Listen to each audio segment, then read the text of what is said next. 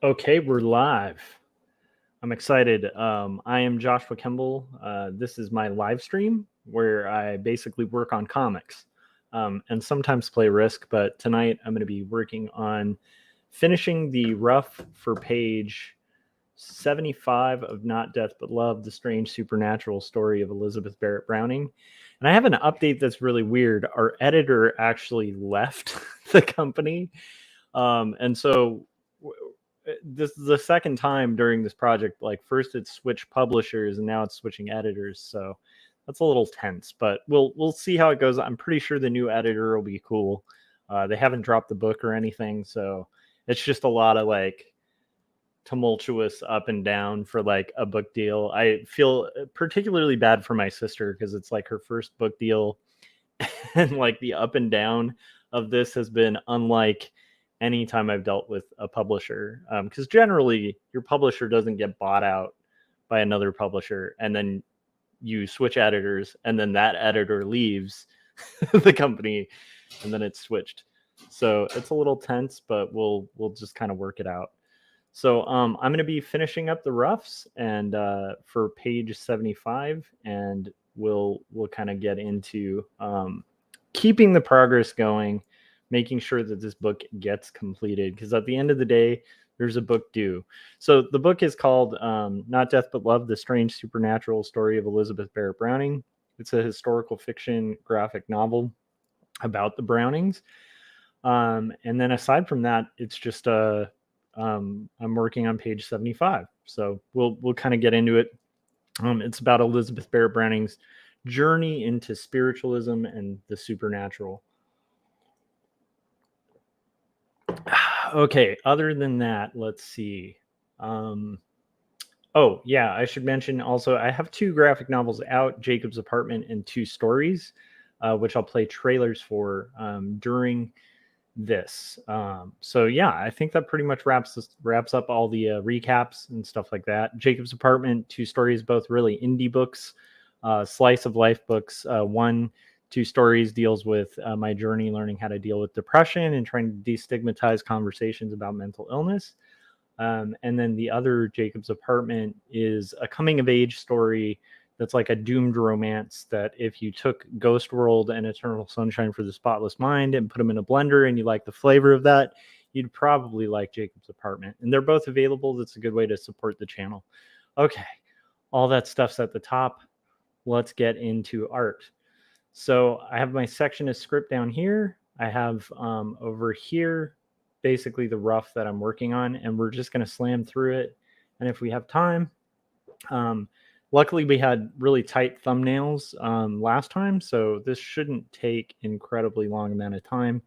But my goal is to finish this during the stream and then potentially play a game of Risk. We'll see if we have time after the fact. So recapping, this page is Elizabeth saying, "How could you treat our friends so disgracefully?" And then Robert saying, "If he thinks he can simply drop under our doorstep."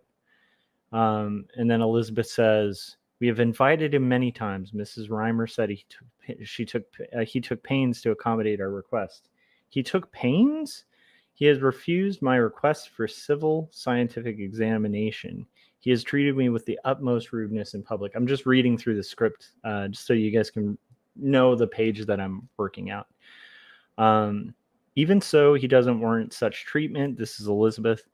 "You humiliated me in front of our dearest friends. How shall I ever face Mrs. Reimer?" And then she heads to the door, dashing angry tears from her eyes. She stops and turns to look back at Robert. Elizabeth says, "You could have put aside your feelings and been courteous to him for my sake." Storms out of the room. Robert sinks into the couch and puts his head in his hands. So that's what we're working on. And we've got the rough, we've got blue lines and the rough for panel 1, which was as far as I could get yesterday. The last 2 days I've been having a really late start. So this is Elizabeth saying that. And so where we're at in the script is at the "he took pains." So that's our next panel to rough out. And if you guys are listening or watching live, I hope all is well. I hope everything's going well with you guys. and I hope you're having a creative night. Okay, let's get into this. And hopefully I'm still like loose and good to rock and roll. I posted a video today about basically like trying to not rain on the parade of people making art. That's the gist of it. But I kind of explained like through an analogy like why it's problematic, using the idea of like a sinking ship. And if you have a ship that has like a hole in it, and somebody's trying to patch the hole, it's better to help because they're doing something productive.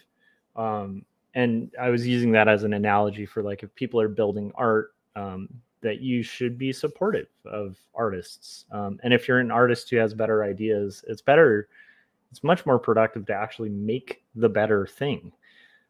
Keep the things you dislike in your head, for like memories of like what to do better next time. So I kind of went into that a little bit.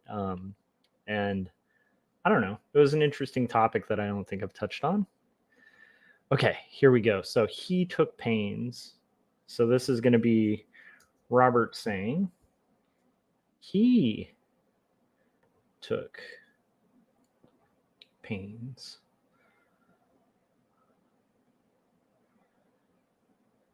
And then that editorial switch, I literally just found out like maybe 5 minutes before streaming. So that'll be a fun one.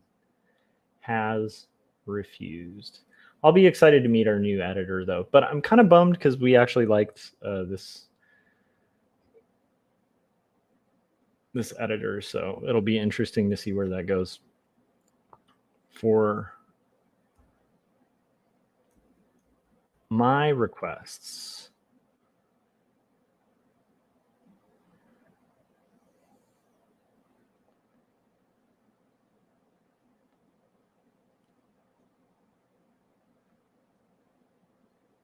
for civil, scientific,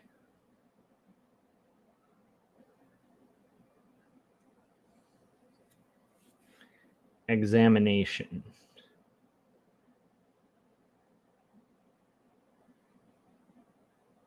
Sorry, when I'm writing, I can't talk. Like that's the one most boring thing about a stream. When I'm doing roughs, when I'm actually writing it, it's just kind of like I have to like read what I'm writing. If I start talking while writing, there's a high likelihood that I'll start writing what I'm saying. That is just the way my brain works. So it's funny, even when I guess I'm kind of doing okay here, but even when I'm, wonder if it goes this way for you guys. When I'm drawing, it's like I can easily multitask. But when I'm writing, it's kind of a different beast. Like usually, especially when I'm writing, like now it's like not as bad because I'm copying the words, from something else. But if I'm just trying to focus and actually write, I have to have like I have trouble even listening to music with lyrics. I write best in just total silence when I'm just writing. I don't know if you guys have that too. Yeah, Corey said can't mix words and words either. And I know people who can listen to like an audiobook and then write a book at the same time. And to me, that's insane. Like I would just end up writing the audiobook. Like I'd listen to it and the audiobook would just eventually be what I'm typing. Whereas there's something about the art brain that, you can draw, especially things like inking or shading. Or like roughing where it's a little more kind of like back, I don't know, it's like a more cerebral thing. I don't even know if that's the right word.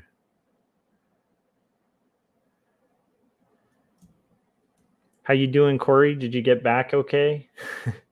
From Creative South? I'm looking forward. I'm assuming that's what we're going to be doing tomorrow night is recapping.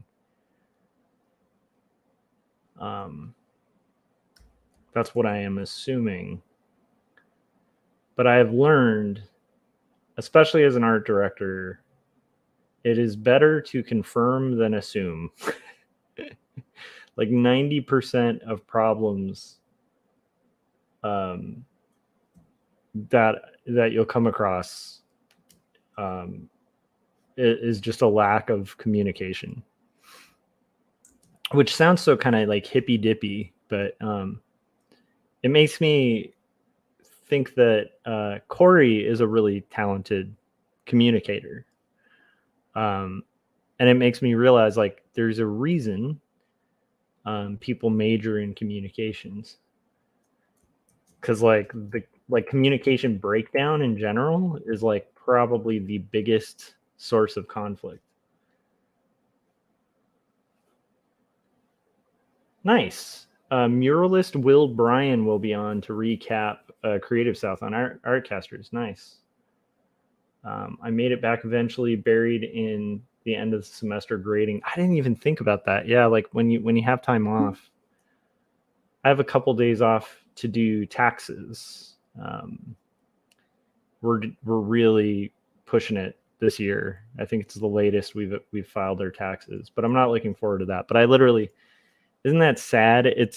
I think it's called a CPA or whatever, who handles our taxes, but still it takes us like a day to get everything together, maybe 2 days. So I literally took I took Friday off, just, and it's funny, a lot of people would like take Friday off for fun, and I'm like, I'm taking Friday off to do my taxes so that we don't get screwed. And then we're going to be making a very desperate call to our CPA and basically saying like, sorry, you really have to prioritize this and maybe have to pay a fee or something to get it in. But you're never, I don't know, I'm never eager to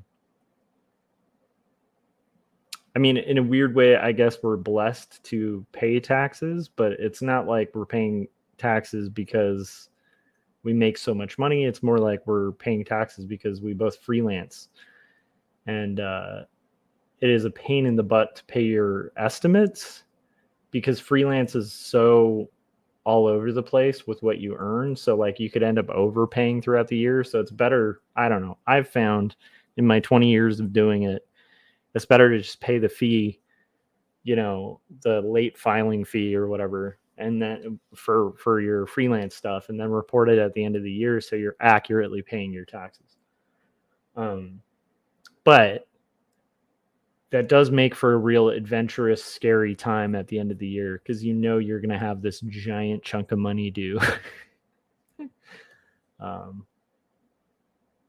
yeah, but anyhow, like I said, I don't know if there's something with us, but like to get our write-offs and all of that stuff, it just takes an immense amount of time. It'd be much simpler if I just did my day job and that's it.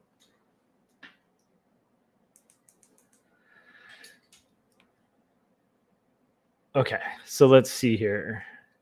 But it is one of those weird things as you get older, you like meet people who are all excited about tax time, they're like, I get my return, and you're like, I don't know, at least at my age and where I'm at, I'm like, April sucks so bad. Okay, but it's a good problem to have, treatment. Okay.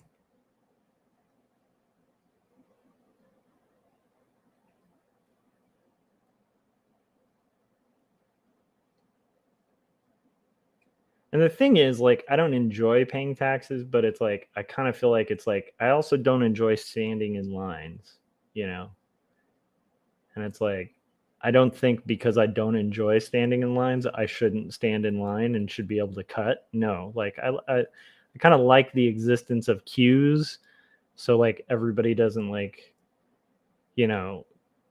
get crazy, when they're going to order food. It's not like a survival of the fittest.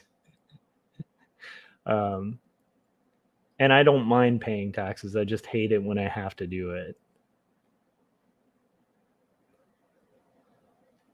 Friends. But it is my civic duty. Dearest friends, how shall I ever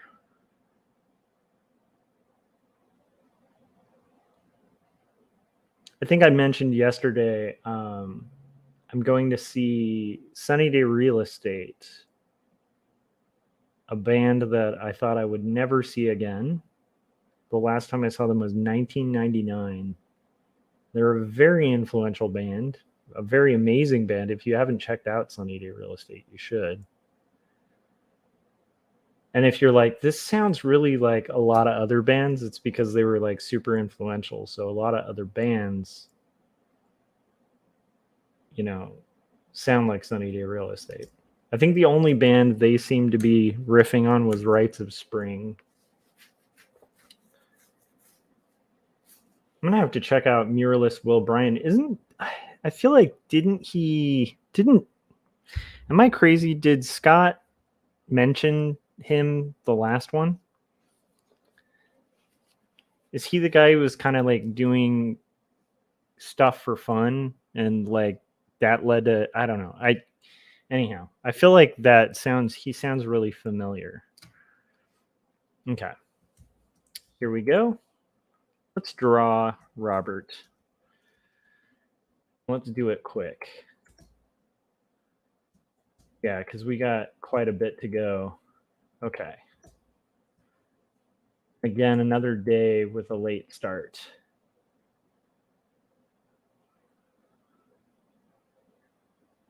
I don't like those eyes. They're wonky as all hell.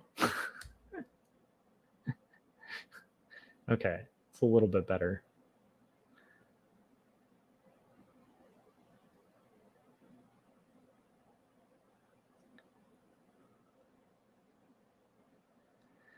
Okay. Let's just loosen up here. No need to be Mr. Tight drawing guy. So that pulls a little bit into his cheekbone. That would be a little weird. I don't think most people have hair growing here.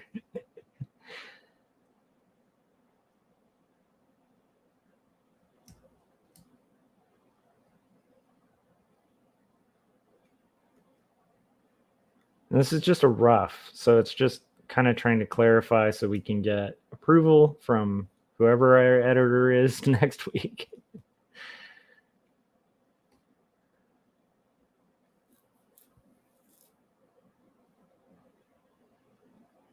Nice. Corey said he's a cool dude. We hung out with in 2019. Cool guy, freelance brand developer and designer. He started convincing cities to let him do murals anywhere after we met him the first time. Nice. By the way, Corey, if you're up working and you want to hop on, feel free, man. Just give me a heads up in the chats because I'm kind of looking at like if you do, because I'm looking at my drawing, so I may not see you come in. Wait a minute, it doesn't matter if I see you come in. I'd have to have a heads up so I can put on my headphones. That's all. So if you want to hop on, you might honestly be grading or whatever, have this in the background. That's cool too. Let's see here.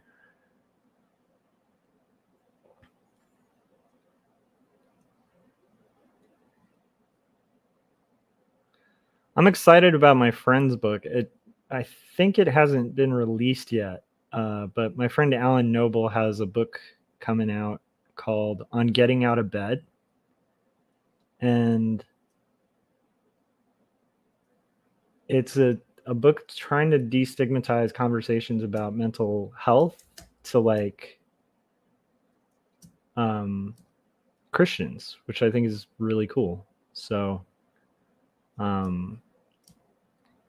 yeah, but I think it kind of gets into like this weird idea that like sometimes like with the struggles of life, getting out of bed is like an act of worship.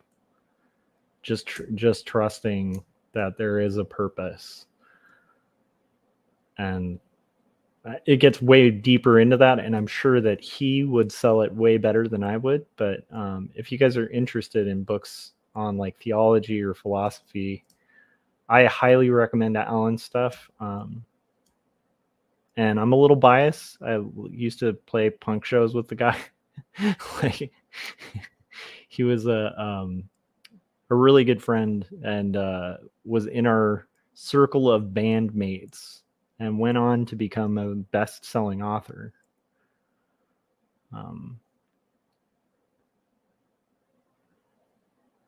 So he has 2 books out currently that are really good. One is You Are Not Your Own, and then the other is Disruptive Witness. But this is his 3rd book, I think, for InterVarsity Press. And it already seems like it's getting pretty good numbers and orders, but I always want to mention Alan's stuff because it's very thought-provoking. Influences me a lot, even though we're politically not aligned entirely, but we're also not politically malaligned. Like, he's a reasonable guy, you know. I think we politically disagree as much as like maybe Corey and I politically disagree.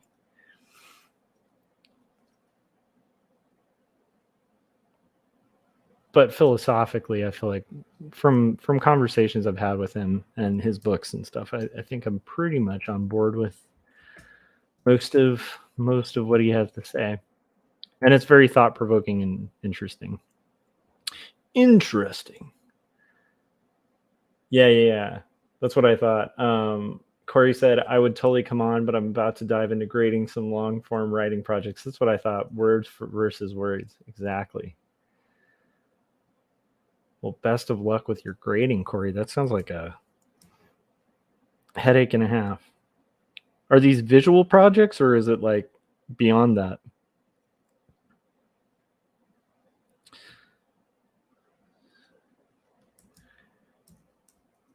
I will tell you, I don't envy English professors.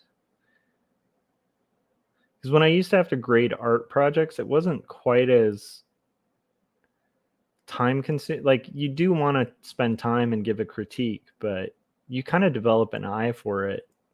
And I feel like it doesn't take as long as like grading papers.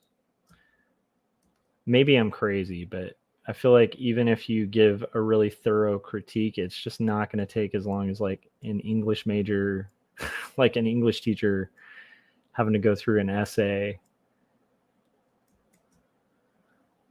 But that could also just be like the bias of familiarity. I was talking about this the other day. Okay, so we have Elizabeth drawn.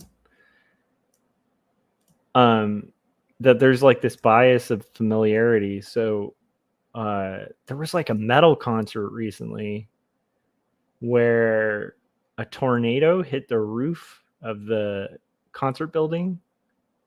Somebody at work was telling me about this. It like tore the roof off while people were attending this show. And I think like a person died and some other people were injured. Nobody in the bands were injured, but it was just one of those things of like, what a terrifying thought, you know? But tornadoes are like super terrifying to me because they're unfamiliar. Whereas like I live in earthquake country, and don't get me wrong, it's like when there are earthquakes, it is a scary experience, but I don't like think about it and go like, what would I do? Oh my gosh. Because it's like I'm so familiar with them. But it's just kind of like, yeah, earthquakes, but that's not as scary as like a tornado. And it reminds me of a conversation. I think it was with Scott. I think it might have been Scott. Scott Circland, if you're watching this after the fact, and we didn't have this conversation, you have to correct me, correct the record. I don't want to spread mistruth, but I think it was Scott who I had this conversation with where I was talking about Black Widows. And I think he was just like, man, that's scary, you know, because in California, there's a lot of Black Widows. And it's sort of like, I mean, yes, they're kind of scary and you want to avoid them, but I don't know, you know, they're Black Widows. You just kind of avoid them and then like kill them if you see them. And that's basically it. It's not the scary thing. It is scary. It is scary to get a Black Widow bite. I had a few friends growing up who got bit by Black Widows and got rocked pretty heavy from it. But anyhow, so I was talking about that with Scott, and he thought that was strange, but then he was starting to talk about scorpions in Arizona. If it wasn't Scott, it was another Arizonan friend, and was just kind of like, yeah, people get like scorpion infestations in their house sometimes. And I was like, what? Like scorpions? That's insane. And so I think it's like there's a fear of the unfamiliar. I think unknown terror can be almost like worse than, I guess just human beings are very, we adapt, you know? So I guarantee, like, if you talk to somebody who like lives like high in like a mountain range or something that's like super dangerous, and you talk about like deep sea diving, they'd just be like, "Oh man, that's scary." you know? I don't know. I'm just saying, like, familiar is less scary. And you talk to a deep sea diver and maybe like talk about like scaling to like Mount Everest, and he'd be like, "Oh man, that's scary." I don't know. I think there's a fear in the unfamiliar. Or he said, I got most visual projects. Now I'm grading research papers on social media. Oh, no. And at the same conversation, Scott casually mentioned homes in Arizona being overrun by scorpions. Yeah, exactly. So that was the conversation. Yeah. So you remember this conversation too, Corey. Yeah. So to me, that's baffling. Like, how do you get used to that? 'Cause I'll tell you, like, we don't really have, maybe there's scorpions in our area, but it's not a very common thing to come across a scorpion in my area of California. I'm sure out in the desert, maybe, because I am in the desert, but I have never seen a scorpion in the wild. I've seen like scorpions at like, you know, nature things, like, but I've never actually seen one in the wild. Whereas I've seen plenty of black widows in my time. Plenty. So anyhow, I think that might be a thing to kind of be conscious of as an artist. I know this is lame and maybe seems like a stretch that I'm like tying this to art, but the fear of the unfamiliar is a really interesting thing to know and be aware of, because like when you're learning things or trying things in art, there can be this fear that like hits because you haven't tried like a medium or you haven't drawn something before. Christopher Runciman was kind of talking about this with like drawing a horse, which I think he was going to draw the horses and hearses. I didn't get to watch the latest stream, so I'm kind of hoping he does. I had a prompt for him. He draws like one page comics based on people's suggestions and prompts, and he took two of my suggestions from what I understand. I think he's going to draw the horses and hearses, and because he was drawing a horse, and Jim said you should draw a horse driving a motorcycle, and then I was like, you should draw a horse in a hearse because that would be funny because they sound really similar. Um, but before that, he was doing like a drawing of like a unicorn, which is basically a horse with a horn, and and a mermaid. And I said you should make it a reverse mermaid, and he did. It's really funny. So anyhow. I think I lost track. Oh, yeah, yeah, yeah. So he was talking about like, because I was saying like, yeah, you drew like the easiest thing in the world, a horse, like as a joke, because that's one of a lot of people have complained about drawing horses being one of the more difficult things to break down and draw. And he, made the point like, well, it's like anything, you kind of break it down into shapes and you draw it, which is true. But when you're at the point where you haven't drawn a horse, it is it can be extremely terrifying to approach it because it's the unfamiliar. But then you tackle it, you draw it, maybe you draw it bad and you learn how to draw it better, and you do that over and over again. Once it's familiar, it's less scary. And then when you become more familiar with drawing the unfamiliar, the more you can kind of just be fearless and tackle pretty much anything that comes your way. And I think that that extends to relationships too, with people. You know, it's like people tend to be each other's worst enemies when they can dehumanize other people, and that usually happens by people like siloing off. It's not often people who are in conversation with each other, hanging out all the time, that are just having these extreme, crazy global conflicts.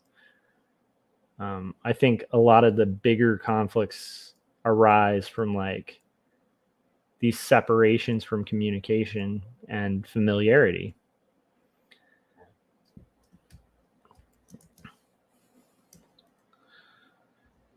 So anyhow, I don't know. I think if you're working on art and you're not occasionally a little scared because you are approaching the unfamiliar, maybe you need to push further.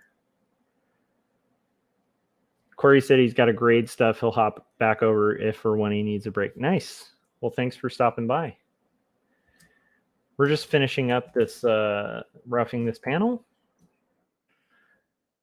and then we'll move on to the next.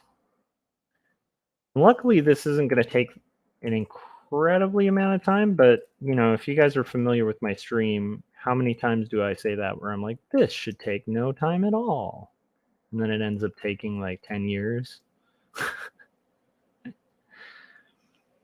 I know that yesterday I was just exhausted, and so I made it through the thumbnails, the breakdown, and then got to this stage and was just like, I can't do it, because I had a late start, kind of like I do today. But the nice thing is, high-fiving myself for working through that. I know a lot of people will be like, yeah, if I don't feel it, I'm not going to work on my art. And I feel like yesterday I didn't really feel it. I sat down, got some time in, didn't get as far as I wanted to, but I did get, you know, a couple hours in. And today I get to high five myself yesterday for sitting down and doing what I didn't really feel up to doing. Because now today, when I am in the mood, I have like all these wonderful things already set up. Like I have my thumbnails, everything all set up. So good job, me, yesterday, for powering through that. It's funny how much mental gymnastics are required to do a long form comic.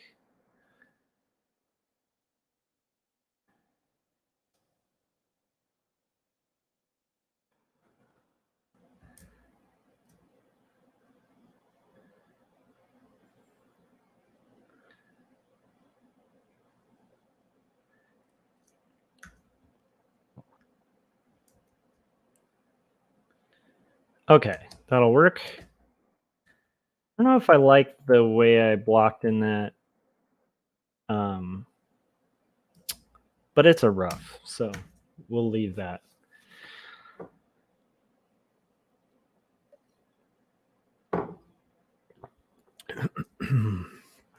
All right.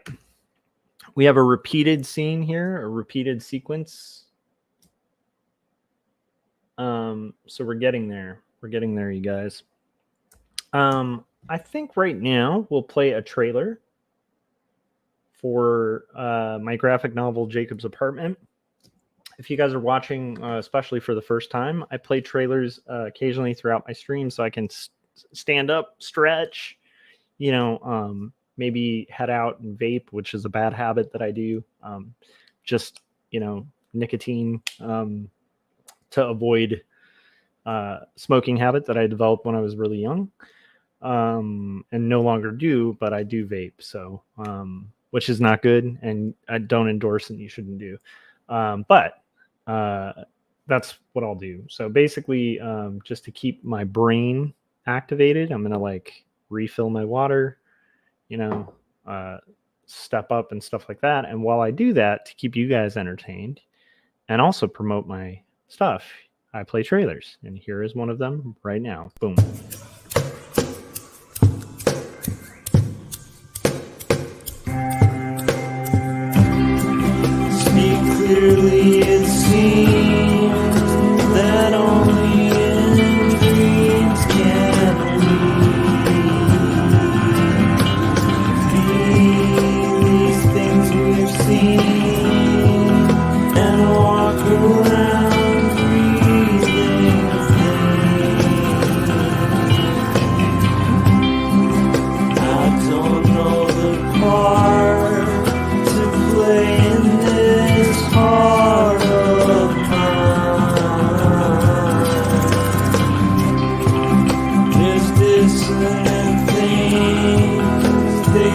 stood at the sea.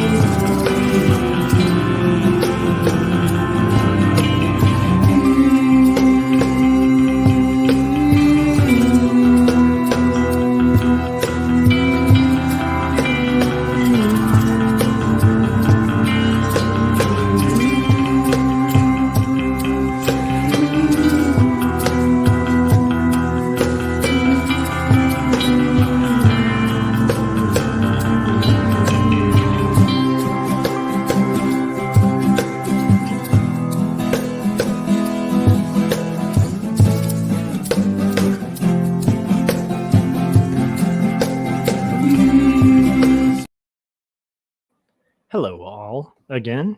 Welcome back. I am working on comics. I am working on a rough for page 75 of Not Death But Love, the strange supernatural story of Elizabeth Barrett Browning. Here is the next section of the script, which is Elizabeth's heading to the door, angry tears from her eyes. And I am secretly hoping that we finish this all by like 1, so there'll be time to play one quick game of Risk. So there's a setting on the game of Risk that I have found. This is Elizabeth, by the way. She's angrily, well, not angrily, she's kind of sadly walking or leaving. I don't think I want her nose out as much because she's wiping her eyes with her arm. Okay, I'm being a little too tight, so let's go quicker. Because there's actually like lines and knowledge that just kind of comes out when you don't overthink it. And so I think that's probably the play to do here. Shorten her arm.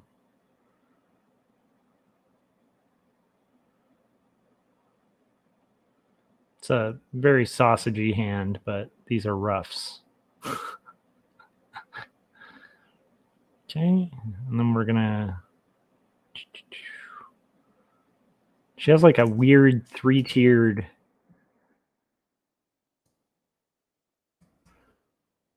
Robert's gonna be sad here. And oh yeah, so let me talk about Risk. If that's interesting to you guys at all. So I found a new setting that I'm kind of stupid for not knowing about, but it'll like put you in an auto match, which is really cool because one of the downsides of like streaming when playing Risk, you know, or like if I want to play in the morning or something like that, I really enjoy it. It really sets my mind at ease in a weird way. And so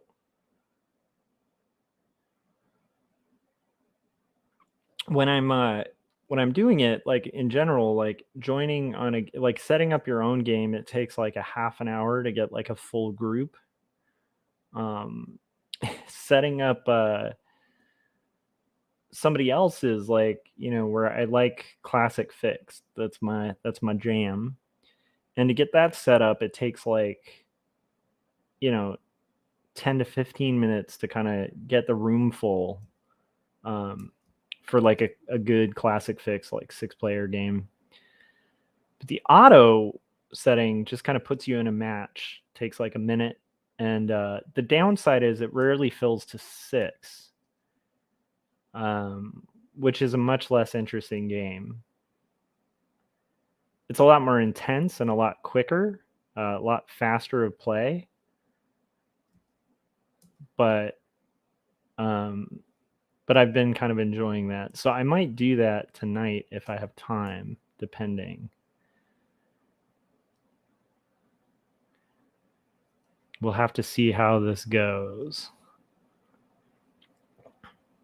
But if I do, it may be less interesting in the sense of tactics because it gets a lot more brutal with like 4 players is I mean, you still need tact, and a lot of it's about like building alliances and stuff like that. But it's like that's a game where like um it's much more risky. A lot more luck involved. There's definitely tact with like a 4 person game, but it's not quite as fun and politically intriguing as like a 6 person. I like the challenge of the 6 a little more.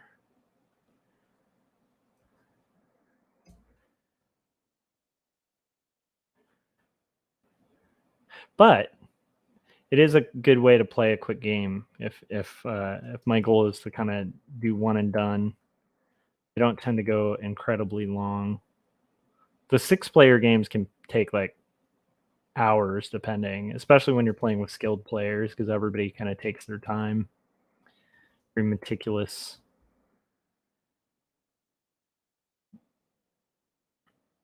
I was thinking about it. I think it's kind of comparable to poker a little bit. Like when you have a new player in poker, they can accidentally be really good for like a little bit by just doing things that like no one in their right mind who's like a seasoned poker player would do.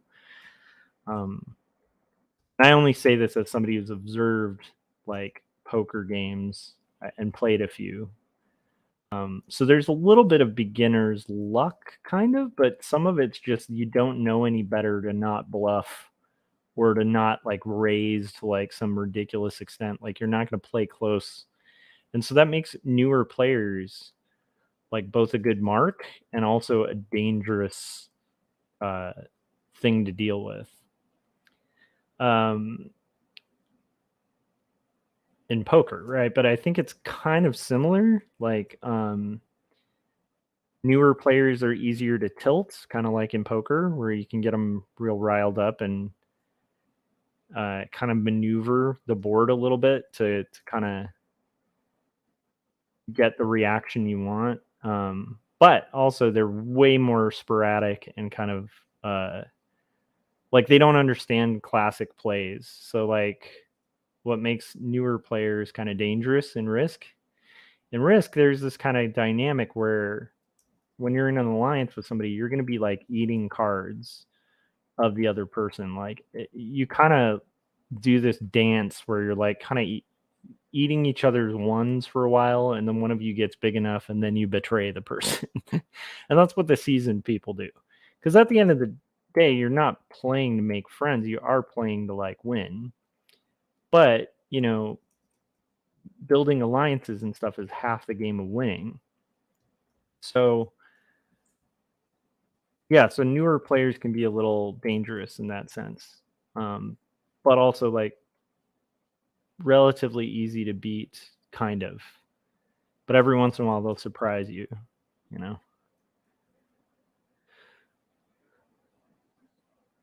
know. Um, More seasoned players are like way more meticulous and kind of harder to beat because generally they play kind of slow. They kind of redirect a lot of attention to other players and basically maneuver the board so that each player carves at each other while the other ones are um, while they just kind of build. So they can either turtle and do that or like very cleverly maneuver. And it gets really interesting with a 6-person dynamic.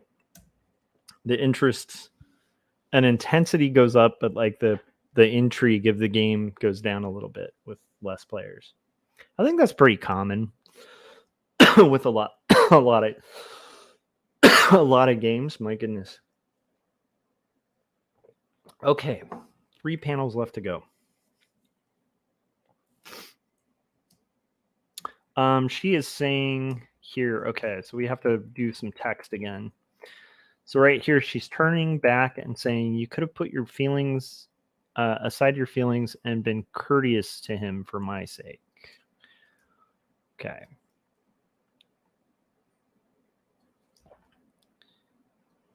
You could have put aside your feelings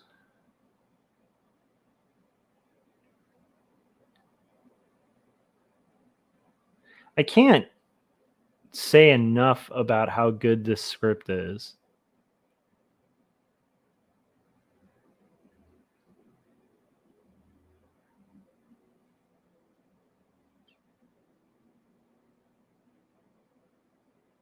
I don't tend to collaborate with people, even family members or friends or anything like that on like big projects, maybe on like a tiny thing, because it's a big time investment to do a full graphic novel. But this script is something like back when I first read it, it was just like something I wanted to be a part of because it's so good.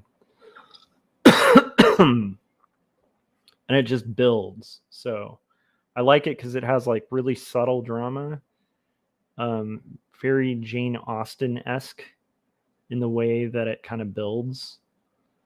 But also it has like a real ominous vibe to it, kind of like classic Sherlock Holmes, where there's like this building slow tension.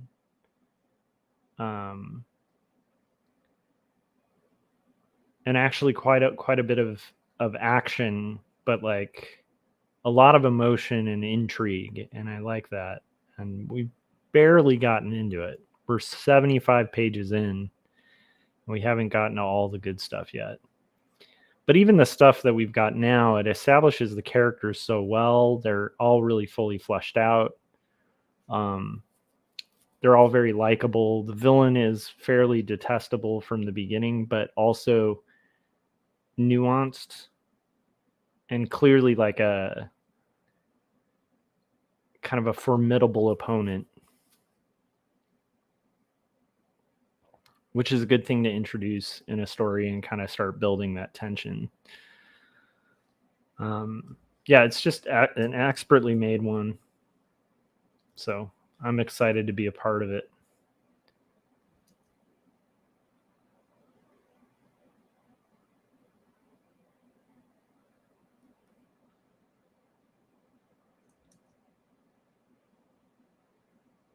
The other thing is it's so different from Two Stories, which is the book I'm probably going to do after this.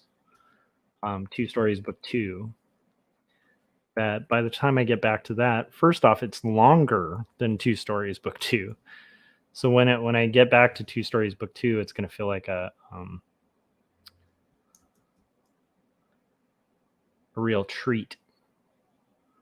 Plus, it'll be fun to go back to traditionally inking and stuff. It'll be a pain to do streaming whilst doing that. I'll have to work out a new streaming setup for that, but because traditional is a little harder for streaming, but we can make it work. I think I have in the past, so I don't see why I couldn't now.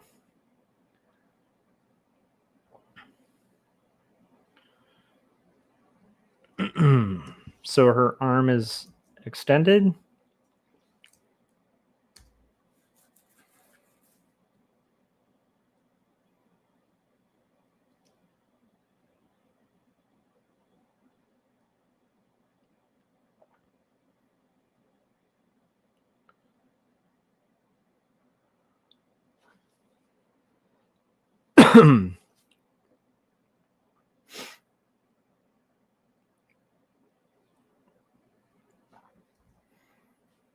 And this is going to be the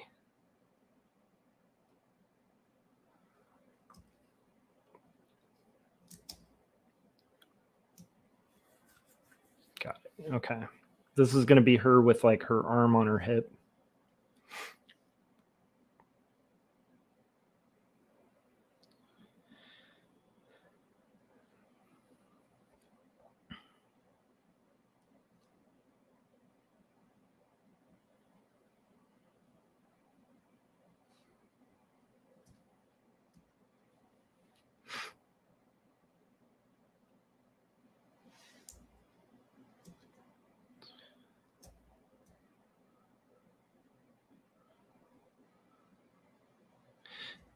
So I've been thinking a lot about determinism, and I'm kind of thinking that I might listen to some streams on that at some point while working.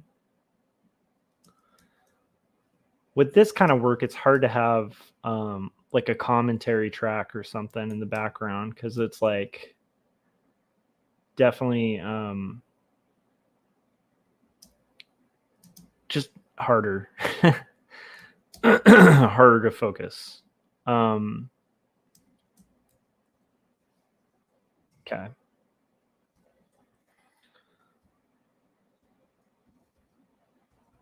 think what I'll do here is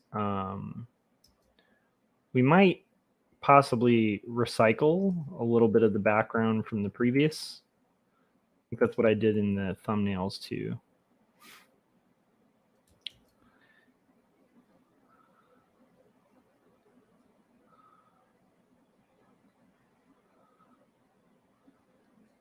Okay, so we have Elizabeth here, and then I think I'll have Robert's expression mildly change, something like that. So let's see here. Do do do do do do do do do do do do. Have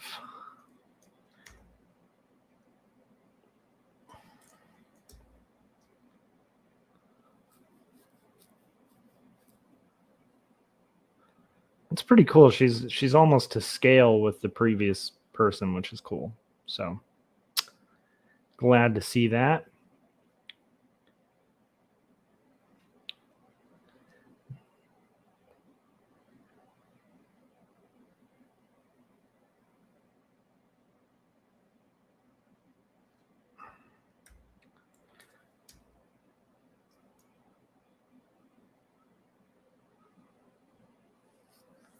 And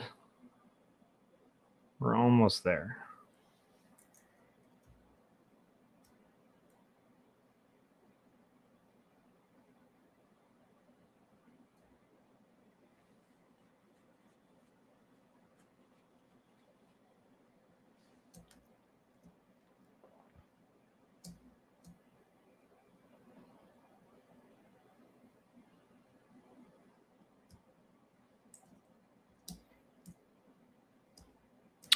Okay. I want Robert to have like a different expression. Where are we at for time? Cool, we're almost at the hour mark.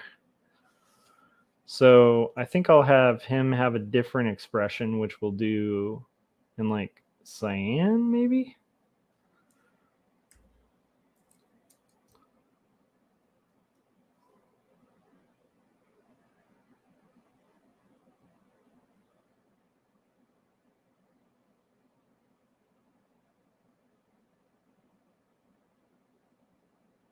Okay, so he's going to be a little more, just a subtle change.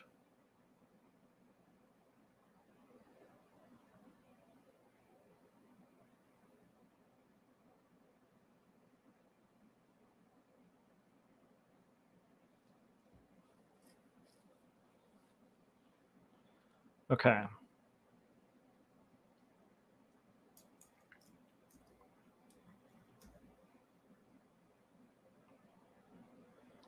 He's a little more hurt now. But he's like being stoic because that's the way of Victorian gentlemen.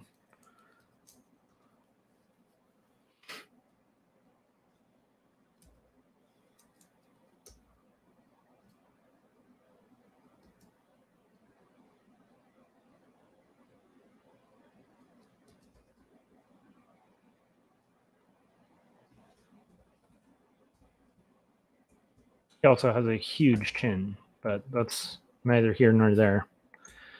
Okay, guys, we have 2 more panels left to go, which is really exciting. We're making really good time. So I think a game of Risk after might be in order.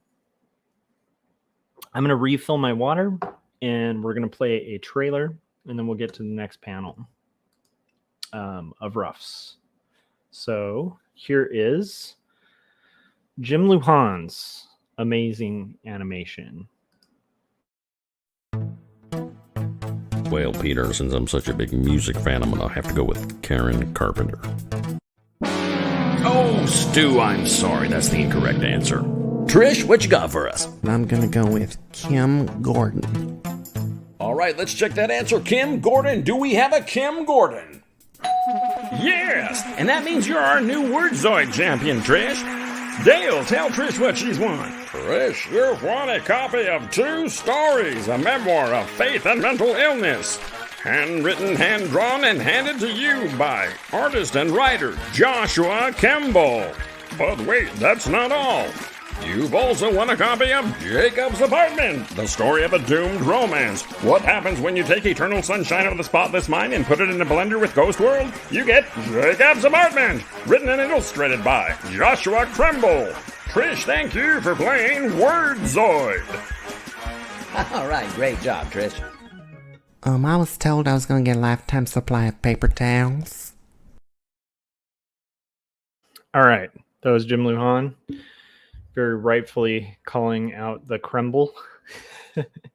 That's my dark alter ego, is Joshua Kemble, not Kemble.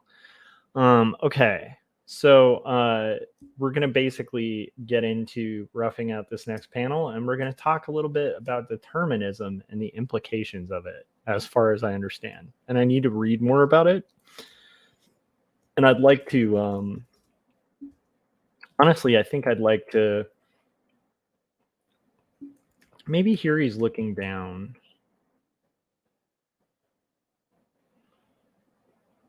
I'm just going to do the expression here with all of what needs to happen.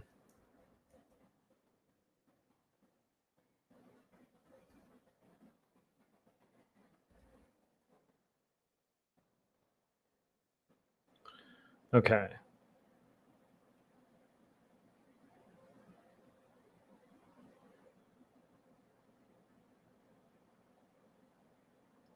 Still kind of being stoic. So determinism, I think from what I gather, is like the idea that people have like less agency than we give them credit for. And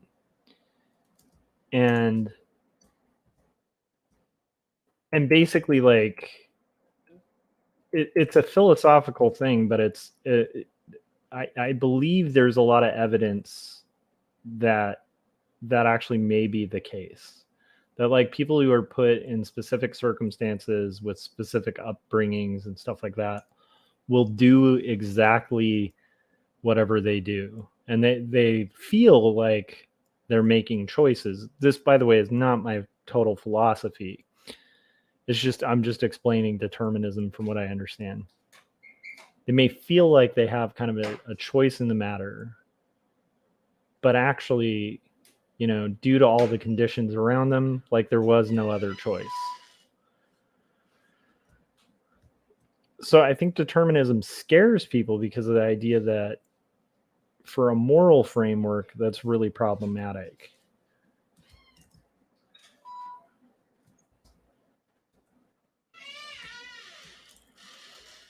And here's Elizabeth's hair.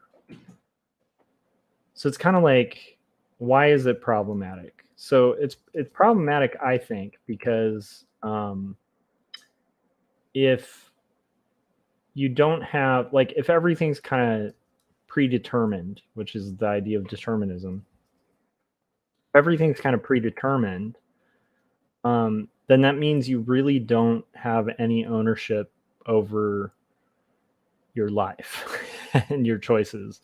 And it's a little scary because it's like, then self-responsibility is like, I think that's the big concern about the idea of determinism would be, if that's the case, then how could people, you know, I think we have a sense of right and wrong, you know, like as human beings. And so, and it's innate, like it's just kind of in us. We know when something's wrong.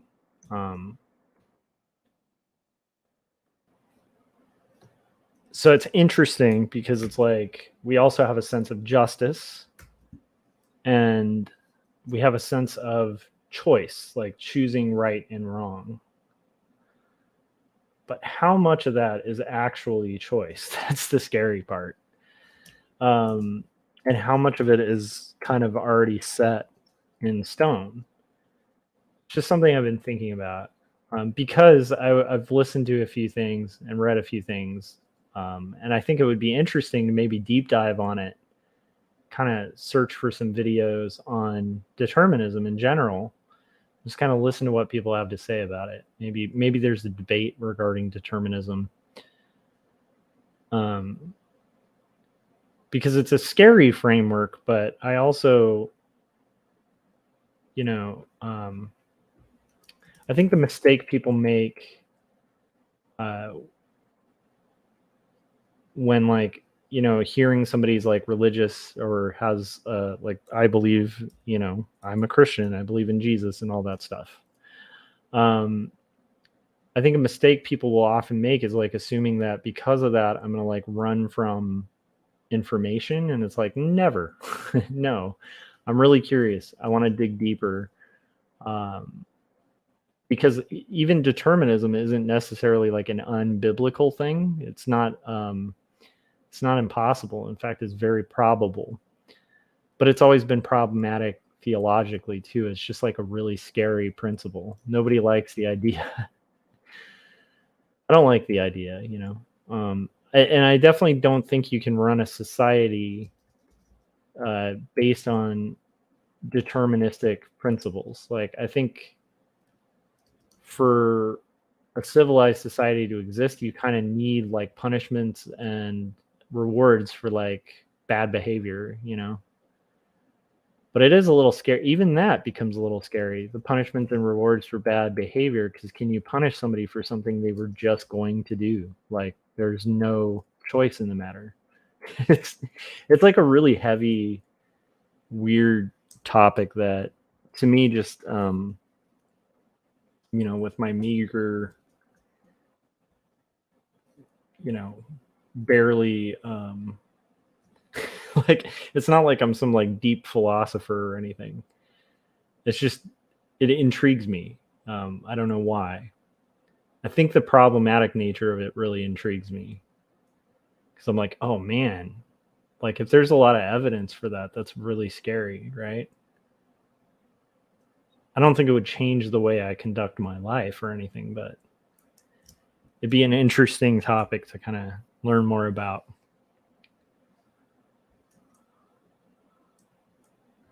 But yeah, even just the thought of that is so scary. Like, have you ever, I don't know, have you guys ever thought about that? Like, if like a person is born in a specific conditions, put into specific conditions, how much choice do they have? And that's an interesting question. Like, if somebody cut someone off on the freeway, how much of that was them consciously choosing to cut someone off? Or was it that like all of the conditions of their drive, of their background, of their raising, of their external circumstances, the car they're driving, the temperament that they've been genetically given, like how much of that just kind of forced that decision? Like, so the person has the illusion of free will, but is actually kind of just following a preset path. It's an interesting idea. I don't know, scary, but interesting. Why am I talking about determinism? I guess that's just something that's been on my mind lately. Okay, we have the last panel to do. Where are we at for time? Oh my gosh, you guys, we might have time for risk. Let's bust through this panel. This is Robert sitting down on the couch. This one requires the most work. But actually, the foundations, the fundamentals of it are there, which is pretty cool.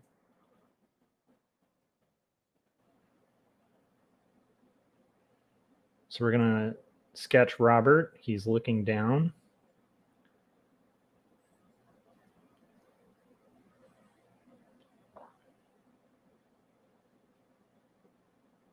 I don't know why I did his hair like that, but that's okay. He's got his Wolverine hair.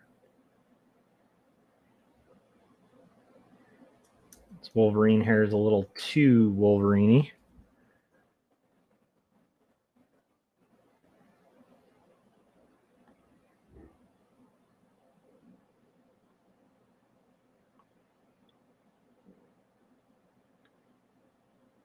head in his hands.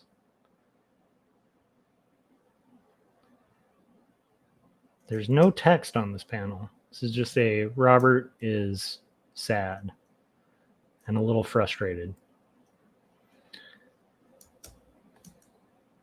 Anyhow, determinism is interesting to me. And again, like, I don't think it's a good moral framework. It's almost like actually a really scary one because it kind of obliterates the idea of morality, which is a little scary, right? But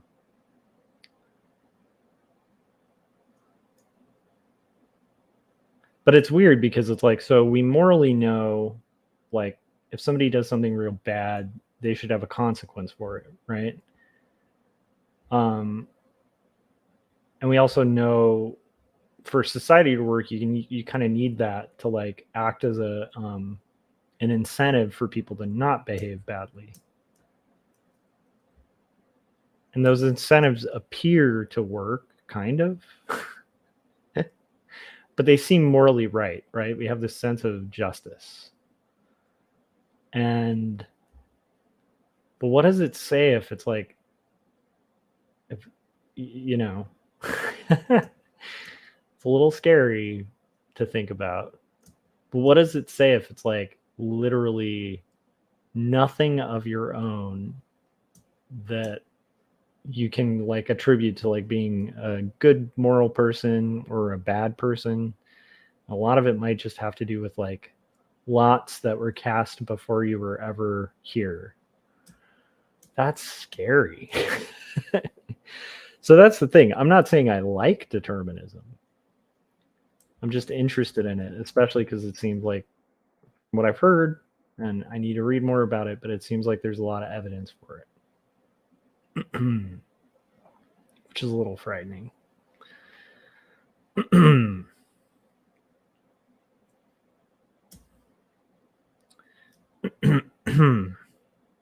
I keep having to clear my throat.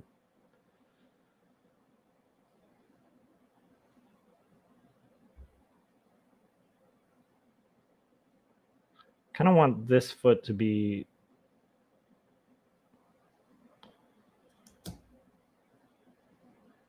that didn't work.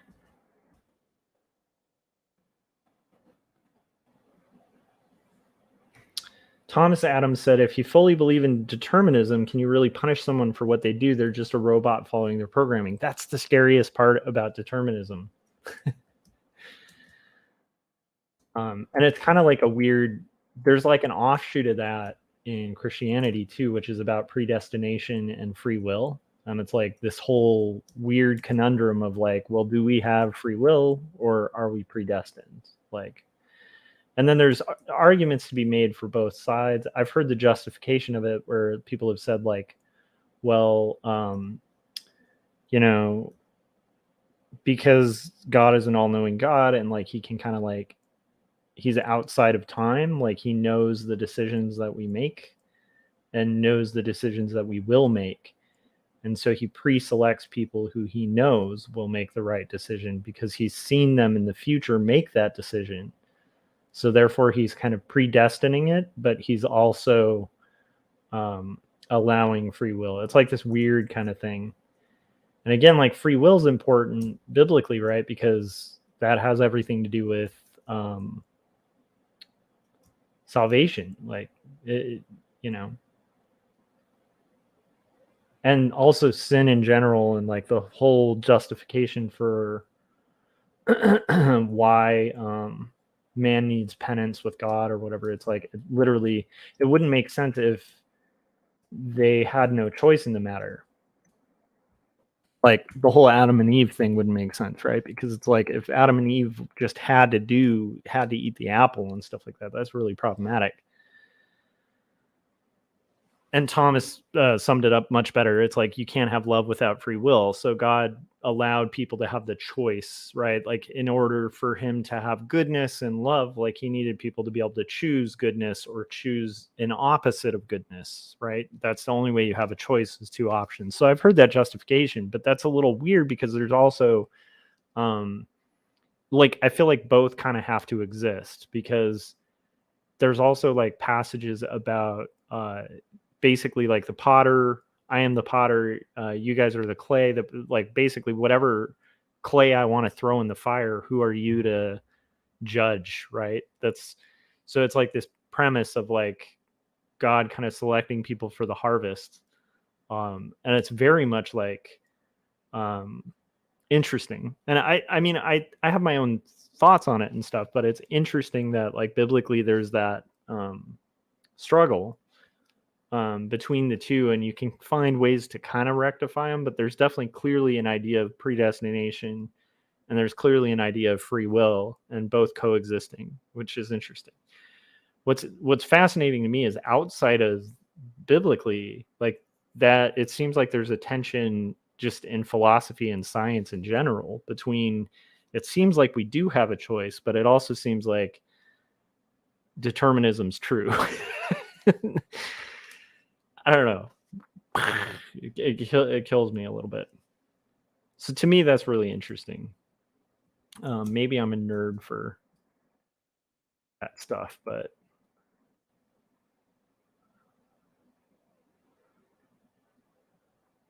I will say even the possibility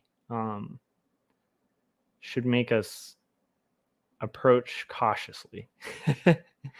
Like, you know, to me, it's like even the possibility that if I do just the thought experiment, right, where I'm like, you know what, like if I grew up in a specific area at a specific time with specific parents, you know, teaching like really terrible things to me, and I'm influenced by that, and because of that I kind of go on to have like this horrible life where I'm kind of a jerk to everyone, but that's all I've ever known and stuff like that. I'm not saying there's a justification for doing bad acts. I'm just saying it's an interesting thought experiment to go, if I were, you know, like, would I, like, if I were raised in those environments or that condition or something, like, would I have done the bad choice or the good choice? Are there conditions, you know, that could make me get really immoral or really like break my ethical code? And so to me, I think why that's a really interesting thought experiment is like it makes me really think I need to slow my roll when it comes to judging. And that doesn't mean like be, you know, like Mr. Oh, whatever, man, everybody's cool kind of thing. But it does kind of, because it can kind of turn into like a hippy dippy kind of thing.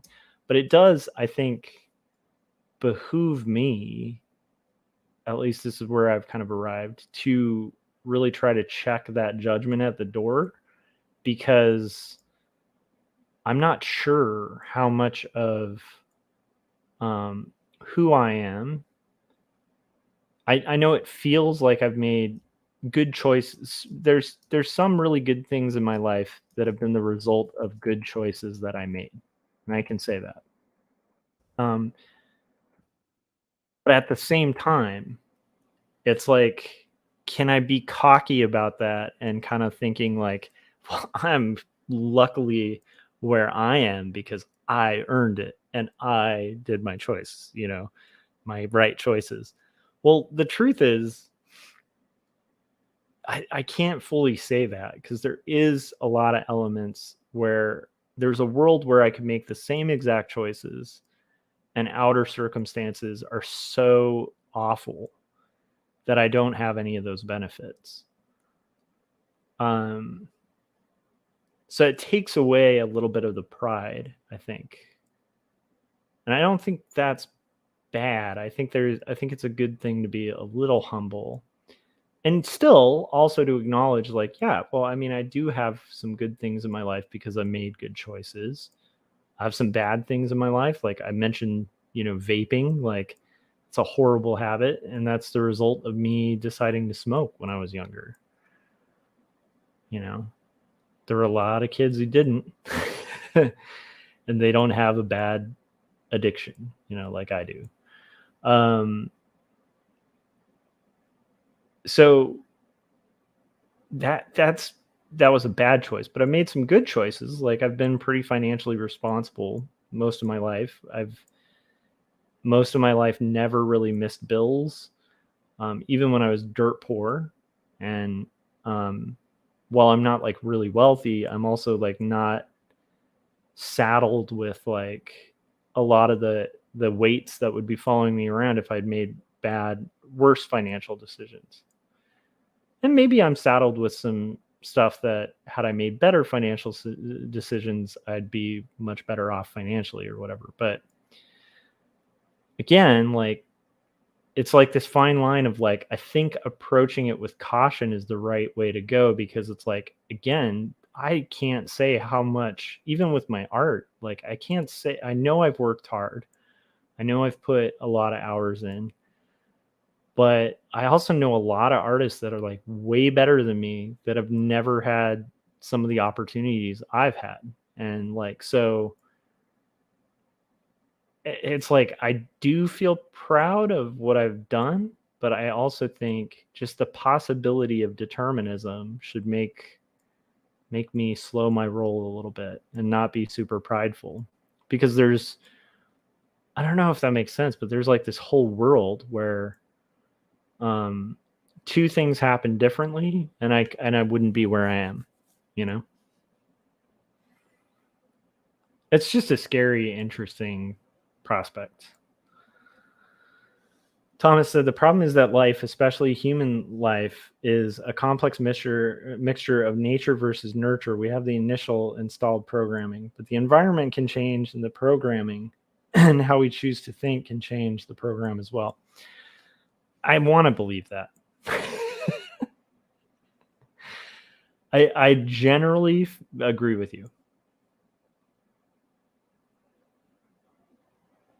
But I also want to do a deep dive into determinism and see what evidence there is for it. Because I've heard quite a few compelling things, and it'd be fun to do maybe on a future stream, just like listen to some heavy determinism stuff. I have to say, there's things I choose to do that probably actively sabotage any chance of my YouTube growing. I'm like, okay, I'm going to do Risk. I'm going to do indie graphic novels that don't have superheroes. And I'm also going to play Risk on stream and watch debates. I don't know. I'm a weird guy. I'm a crazy guy here. Okay. So we got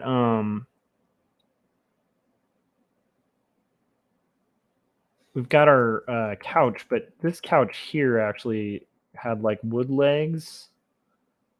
And I think it's like kind of it almost had like a thing like this, and then arms, and then it's like that, but it has like a wood kind of thingamabopper to it. You guys, we might actually finish this rough today. I'm very excited because this might mean I might get to play Risk.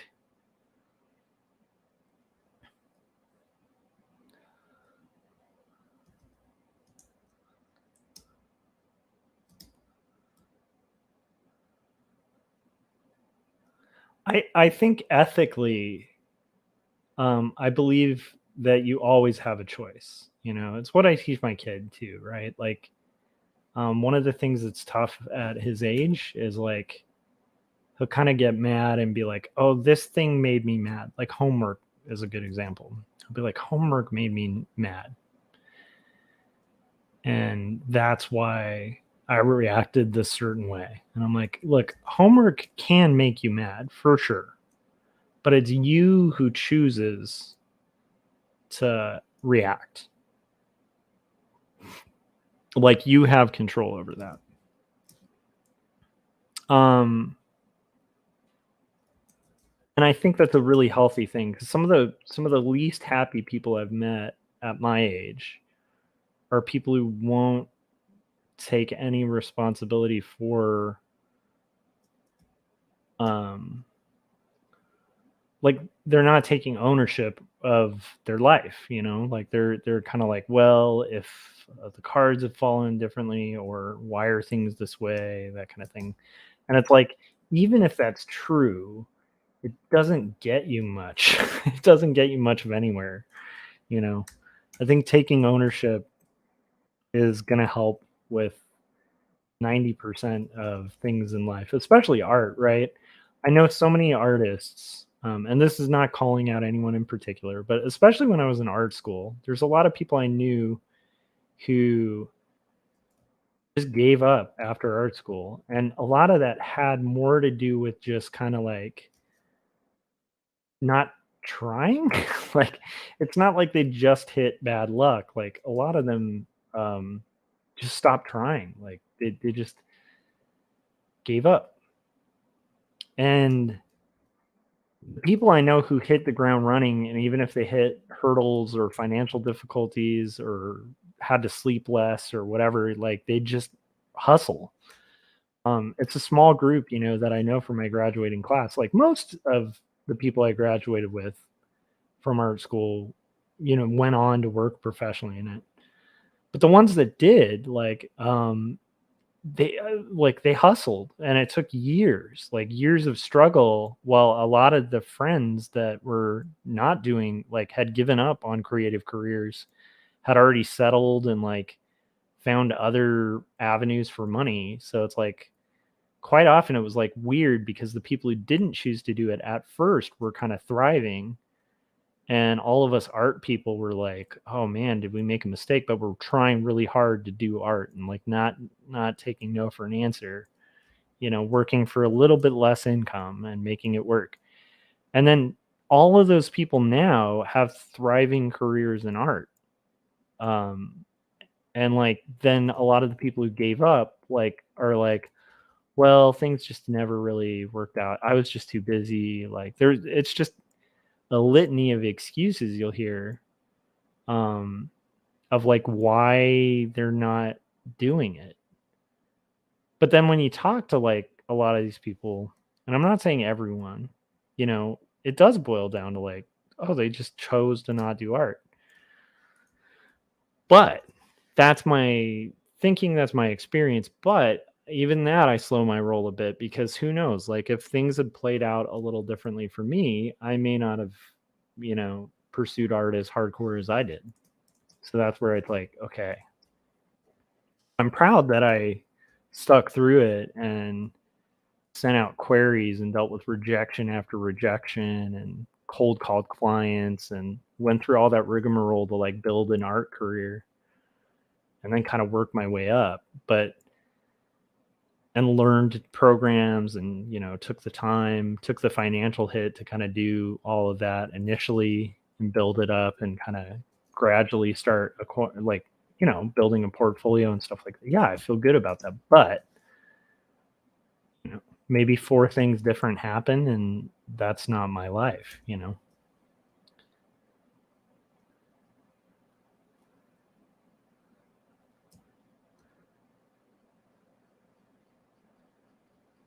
Okay, so we're talking about determinism, we're shading this, and then speaking of determinism, do I have a choice if I can play Risk or not tonight? Do I really have a choice, or is it that like everything about my circumstances and life has forced me to play Risk? Because I think we're going to play Risk, you guys. And I'm liking how this page is coming out so far. It's kind of working. We're getting there. Okay. Also, this is a rough, so why am I like over shading? Don't need to get too meticulous. It can be rough. It should look okay, particularly for the publisher and whoever our new editor is. Okay. Yeah, it's been a weird little roller coaster with this book.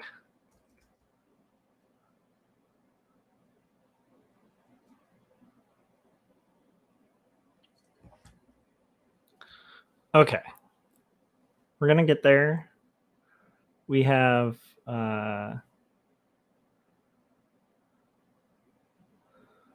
almost all of this going.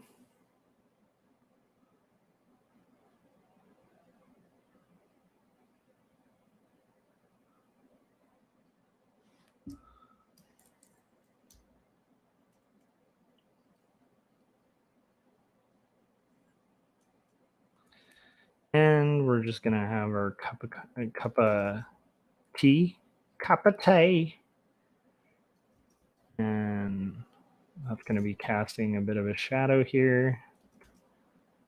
But there. And this should all get darker as it goes back. Also, this should be way darker.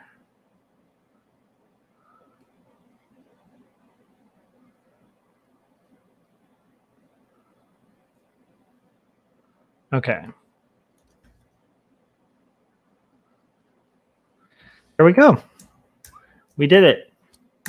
We did it, you guys. So, this page is done. I'm going to print it, and then I will save it.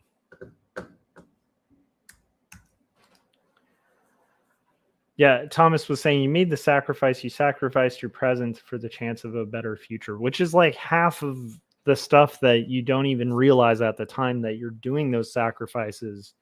The immense returns that will come later in life for making those kind of right calls, as well as wrong calls, you know.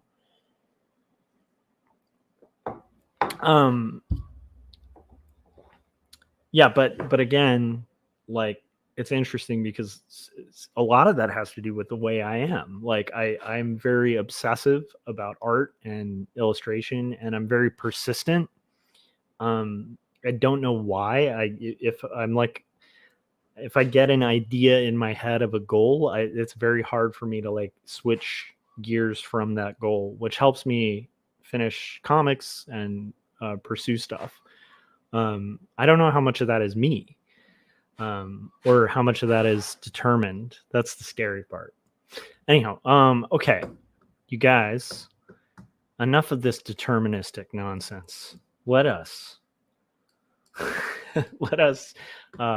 first save this.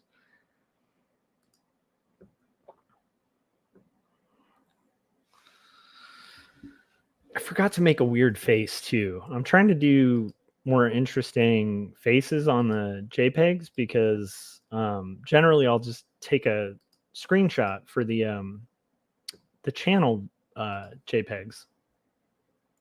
I'll take a screenshot from like the first 5 minutes of the thing. But I think if I do, I hope I saved that in the right place. Let me make sure. Web JPEG.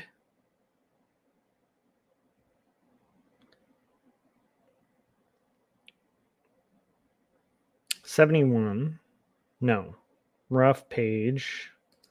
Yay. Okay, I did save that in the right page. Okay, so we have saved the JPEG. So now what I'll do is first I'm going to write down the time. We're going to make a funny, crazy face. If you have any suggestions for what expression I should do for the video thumbnail, let me know. I just need a spot to write it down. Let's see.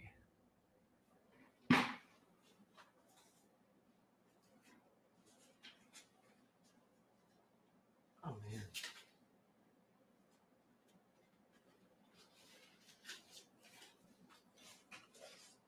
Perfect. Okay.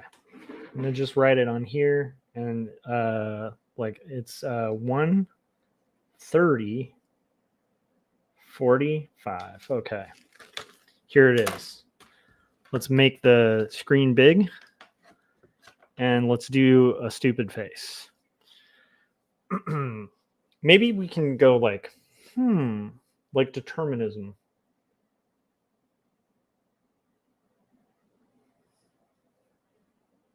Okay. I think that's enough. Kind of.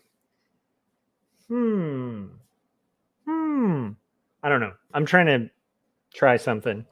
Just have better faces for the thumbnail. Thanks for bearing with me for that. And then we'll have our risk cam, which I will pull up just to entice you guys to stay and check out the most awesome game of Risk ever. We finished the thumbnail. We did it, guys. All right, so Risk cam pulled up. I was a master at Risk. I went down to like intermediate. I am now an expert, so I've earned back a little bit. And we're going to get back again to master at some point soon because I'm crazy and I will continue to play this till that happens.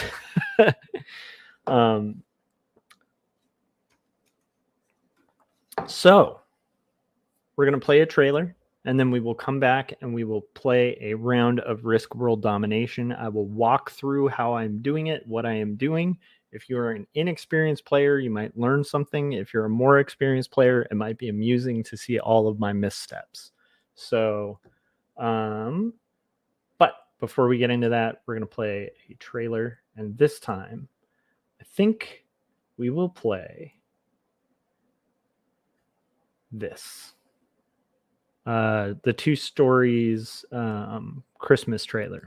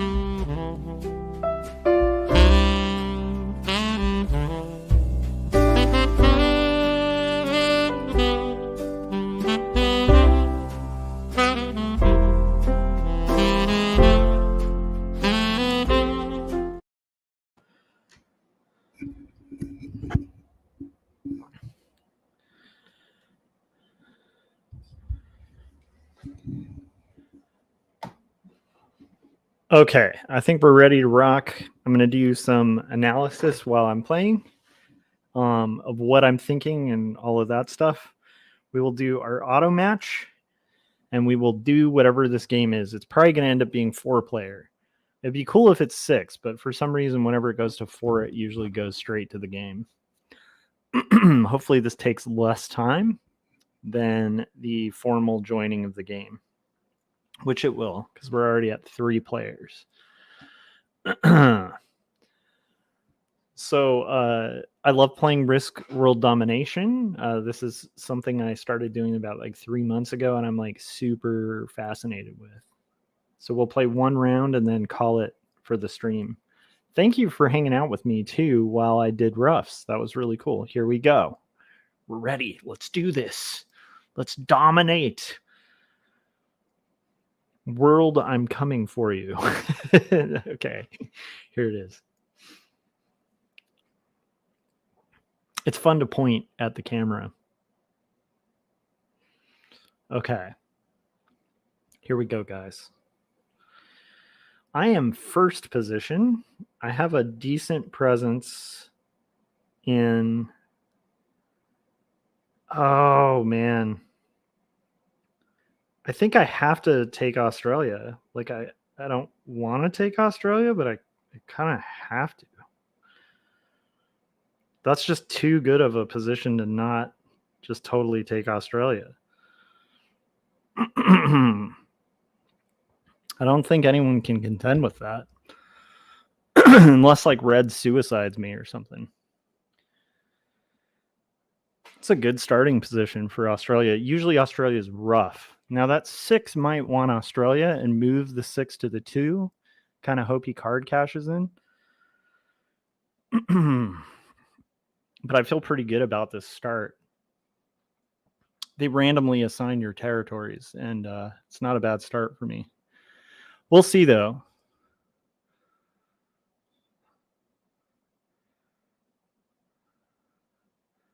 We'll see what evils lurk in the hearts of red.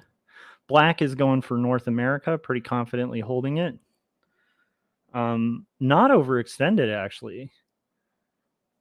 I think red is, if they're dumb and inexperienced, they're going to go for Australia.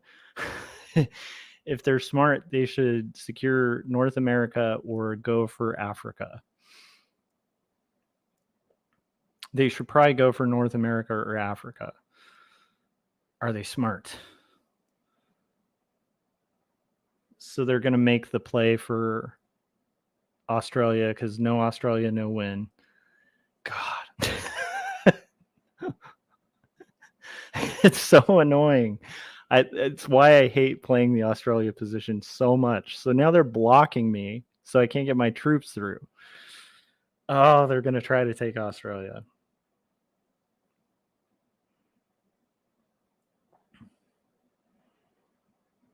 Okay.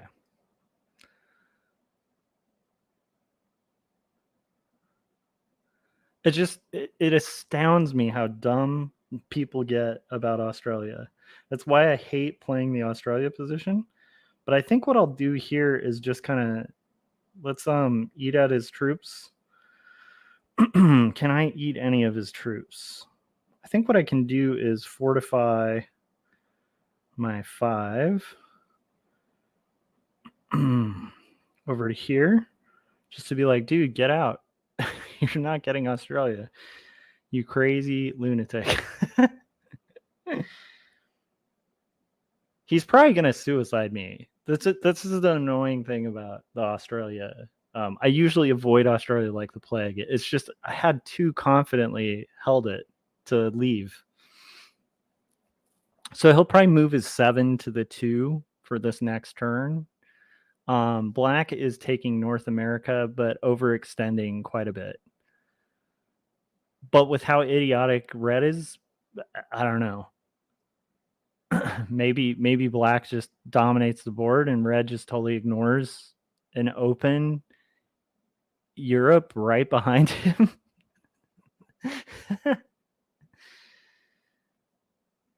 Go to Europe, dude. This guy's interesting. I think he's gonna confidently just double down on Australia because no Australia, no win. He's hoping that he's gonna get a card cash in. So right now he's gonna break that 3, move his 6. Oh, good. Thank God. So he's dying for Australia. It's so funny. And he's gonna suicide me, most likely. He'll probably have a card cash in and just like suicide into me. It's how it always goes with these games with inexperienced players. I guarantee this guy, this guy does not know how to, yeah. Well, let's sweep him up a little bit.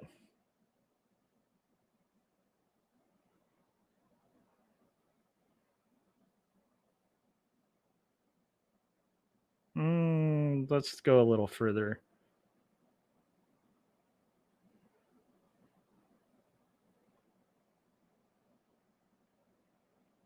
I want to be extra safe, but I'll move up. He needs to leave.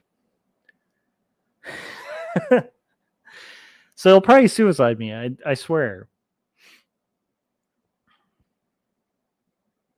Australia is the worst when you're playing with inexperienced players. And I don't have a card cash in, and I think he does. So he's going to suicide me and ruin both our games. And then the game will be over. That's what I'm guessing. Black is just running roughshod all over the board, and red is just having this myopic focus on Australia. Because no Australia, no win. It's chaotic. At this point, I don't even know what he's trying to accomplish. He has like an 8. So how this is going to go down is red here is going to ruin the game for both of us.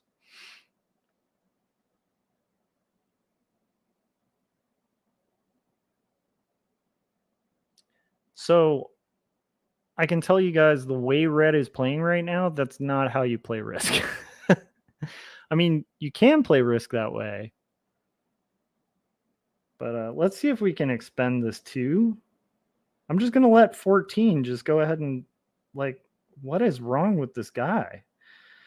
Okay, we'll just... You should move. It's so one of the things that's tough about Risk with newer players is they take things really personal. So like if that guy had just moved to a better territory, he would be in England and the balance would be there.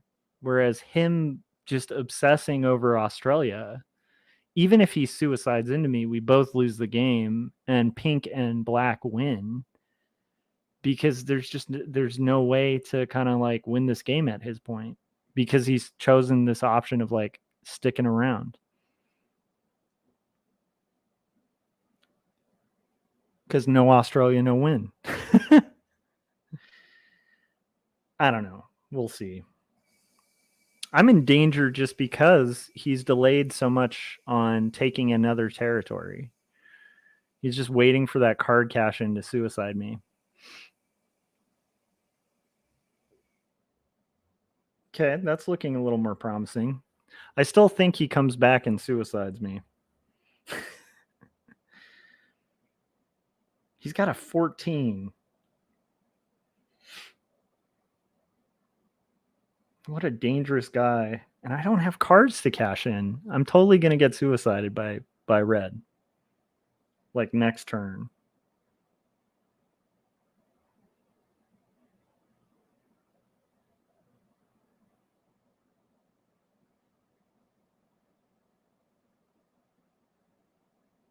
Or I get eaten by pink because red is just clearly lost their marbles. Black is getting super strong. Yeah, I don't know what else to say. So black is gonna move to England, or to Europe, which is where, or he's gonna stick up there and just kind of spread out in South America. But like he's probably wise to just kind of like expand out at this point and just take England, Europe, because he can. Like, why wouldn't you if you're black? He'll probably fortify with that 14 now.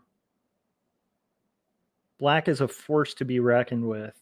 So black now has 64 troops. Black is about to win this game because of, I hate to say it, because of red's just like psychotic obsession with Australia.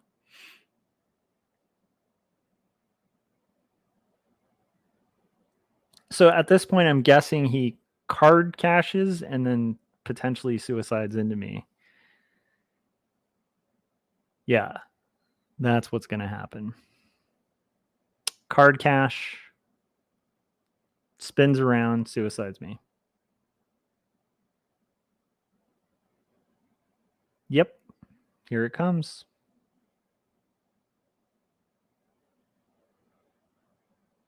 Oh my goodness, Red, you made a good choice.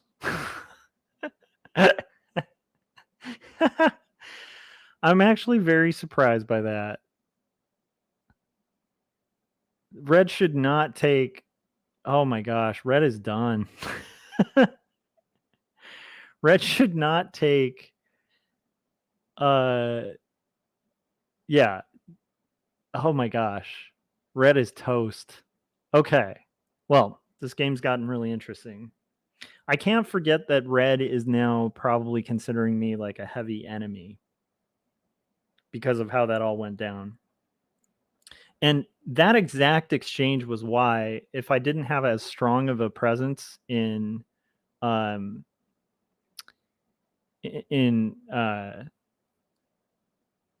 Australia as I did, I would not have messed with that.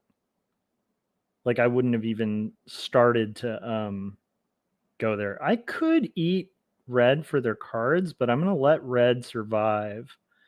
And I'm just going to turtle a bit because I think red is so like hostile of a player. It's going to be interesting to see where this all goes. I'm also in total death position if pink so decides.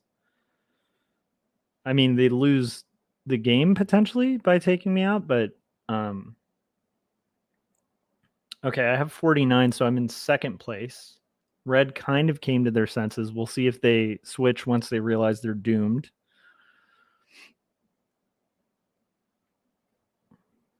So one of the things I would recommend with Risk, yeah, black is on the move out. So black might come for my territory next.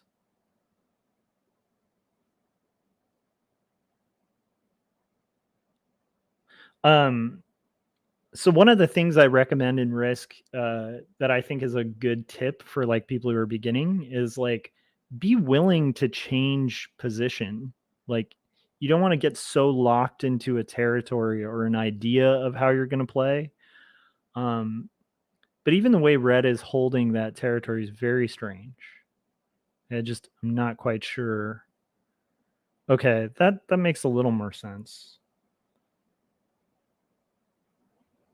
Do they all turn on Australia now? Because it seems like they're all being buddies. My goal here is to hold as long as I can. Hopefully not get killed by black,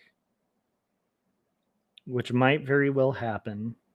And let the tension build with all these continents.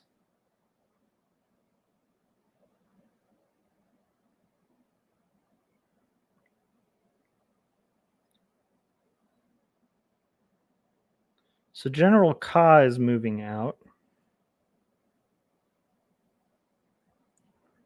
That name sounds really familiar.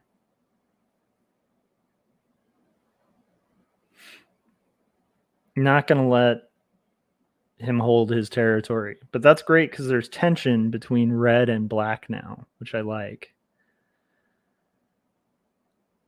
Now red is unlocking pink so that pink can come kill me if they want to, but I think that pink has to reciprocate, so now we have tension in Europe, which is good.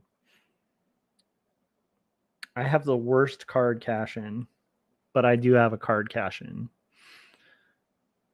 So my goal here is just sit tight, fatten up.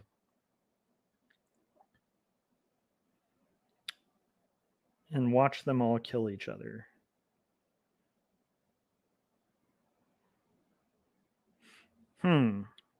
Wait, red has 4 cards? 24. That is so tempting. Oh my gosh, that is so tempting. That is so tempting, but I can't do it. It's just not worth, because even if I got 4 cards and cash in for 10, it's just not worth the cost of 24 troops. That's too bad. Maybe black takes the opportunity. Black should take the opportunity. They get 4 cards and they can close out the game. Who do they come at first? They seem to have a pretty chill relationship with pink. Black is going to take out red for the cards. Possibly. It's a good play. I would have too if I had a bit more troops. Problem is it weakens you to that 48. But also that 48 is only holding that 48. So I think that black might close out the game at this point. So red's kind of crazy misplay led them here, and I think I might be next on the hit list once they cash in. Yeah. Oh, I'm dead. I am next on the hit list. Both of those blacks are going to come to me and clear me out. But I don't know why they would do that, because, like, never mind. That 25 right next to me is kind of weird. Aren't they worried about the 48? Maybe this is the point where they clear me out. The play they should do would be to clear out Asia or South America. Oh, they're just going to keep that 25 there? They're going to hit me. No. They're warning me. Okay. Does pink let that stand? Pink's in second place. So it's really pink's game. Like, I am in no place to challenge black.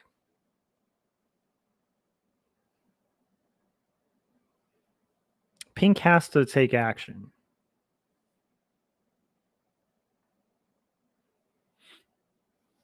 The next part of the game is literally death if pink doesn't take action.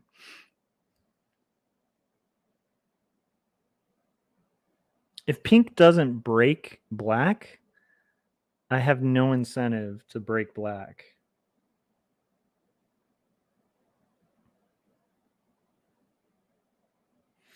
Now, this might be the death of me, but I'm going to stay on cool terms with black. I haven't messed with black. I don't really need to mess with black. Black might kill me, though. They're not making any effort to kind of take on pink. They're going to get huge card cash in here. And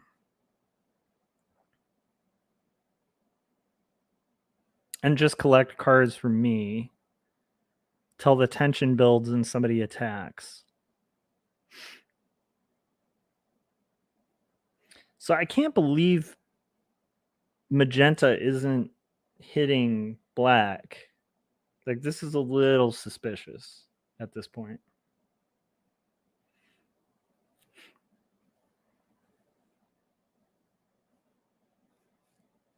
Magenta could take me out of the game, but that would lose the game for them.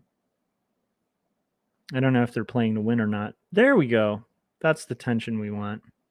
Do they come at me now? No. Beautiful. Now we have a war between black and magenta. That's what, again, like, the big turtle strategy here is always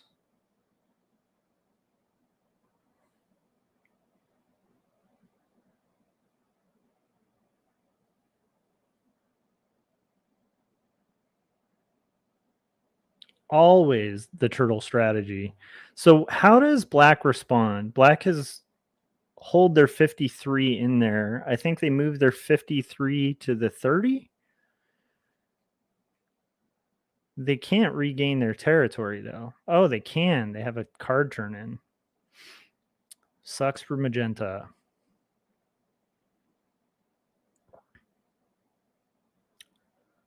I got so into this game, I almost stopped analyzing it. I'm liking this, though, because black is getting really cocky and making an enemy of magenta. There's always the chance that magenta decides to suicide me. Black was considering moving their 30. Do they decide to leave it there? Because if I'm black, I'd probably be fortifying somewhere. Yeah, they're a little too cocky. What does magenta do?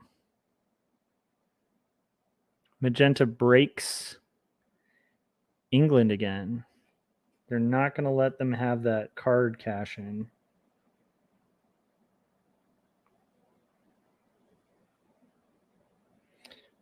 But they are going to get that nice cash in from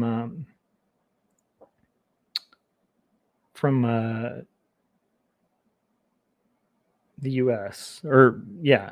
And let's see here. They're at 120. I'm at 88.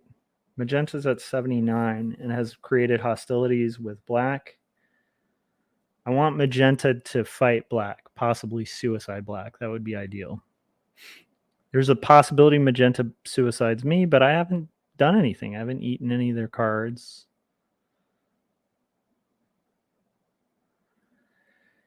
As long as this continues, it's good for me.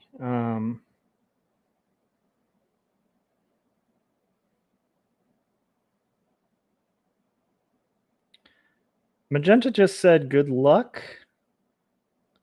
So I'm thinking that they're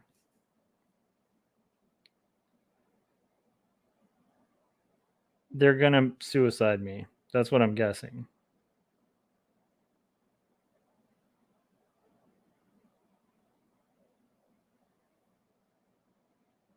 Magenta is now baiting and making black angry. That's good. But I hope that Magenta doesn't suicide me here.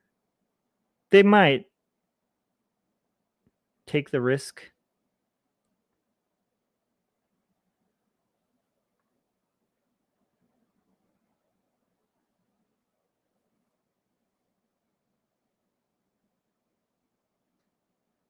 So Magenta might do a lame suicide play. I don't know. We'll see.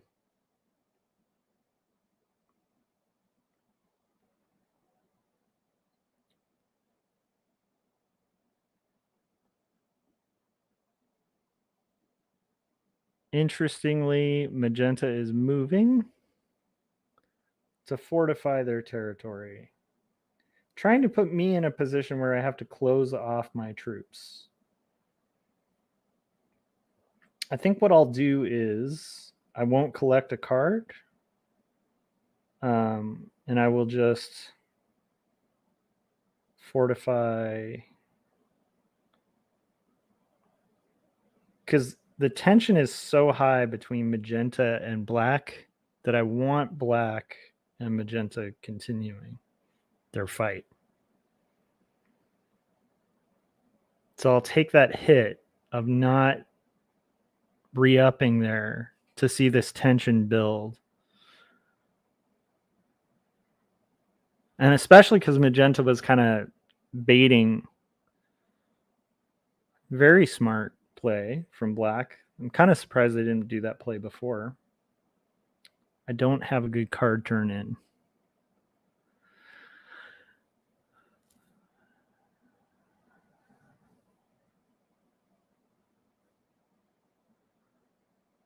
So Magenta hits black again. It's kind of a doomed battle between Magenta and black. I think Magenta might be coming for me, but we'll see.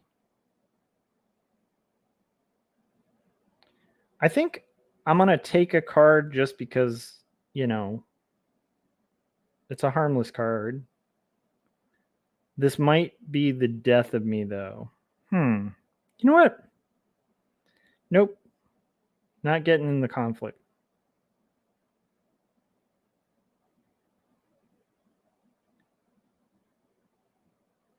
I think Magenta's going to kill me. They keep doing the devil sign and saying good luck. So Magenta's probably going to suicide me.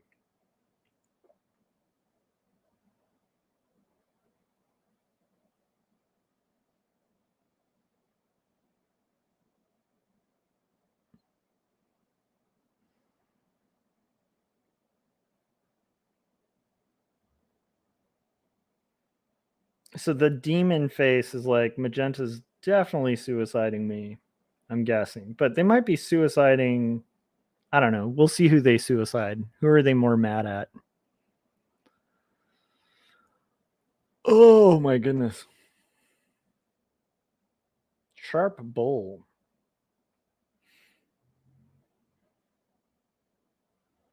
Yeah, they're making their way to suicide me. Fun times. Well, I mean, if they're going to suicide me, I mean, I might as well, you know.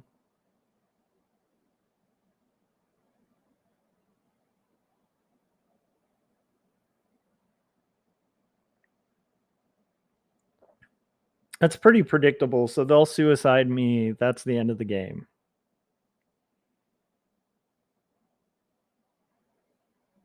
And the thing that's annoying about like suicide players is like they think it's so clever, but oh well. Mm-hmm.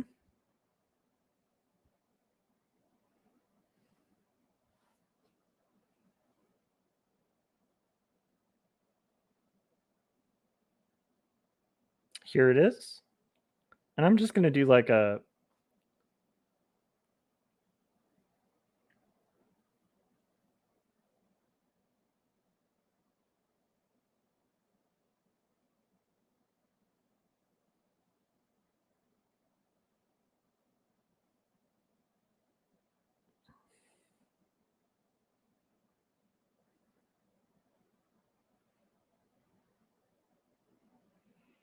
they think it's clever to suicide. Well, that's okay. So that's the end of that game. We had Magenta who couldn't play, they couldn't handle it, and they just suicided out of the game. Let me see if I have enough to get them. I don't have enough to get them.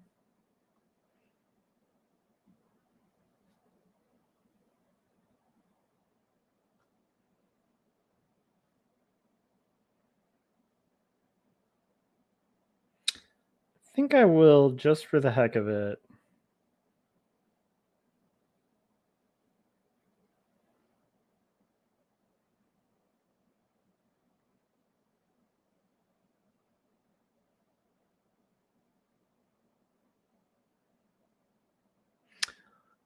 It's kind of a boring play when you have a suicider.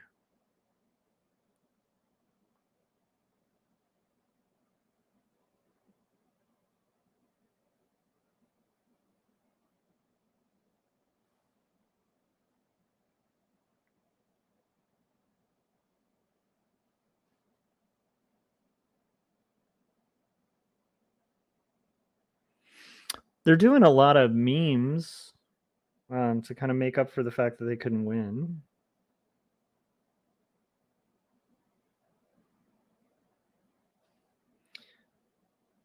Oh, is this my turn? Whose turn is it? Oh, let's end the attack phase. My goodness. I didn't realize it was waiting for me.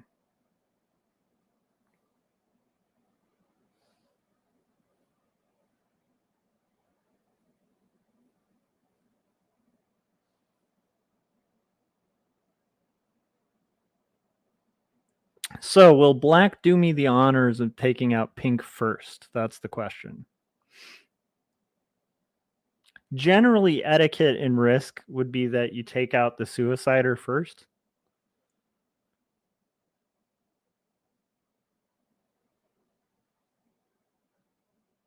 Or just allow us to kill each other. That would be cool. But I think I'm going to go first because it's just the most convenient. It'd be cool, though. It'd be a real solid if they decided to take out pink first. That would make my day. I don't think they're going to do it. Oh, please do. Please take pink first. Yes. Wait, maybe not. Let's see. Thank you.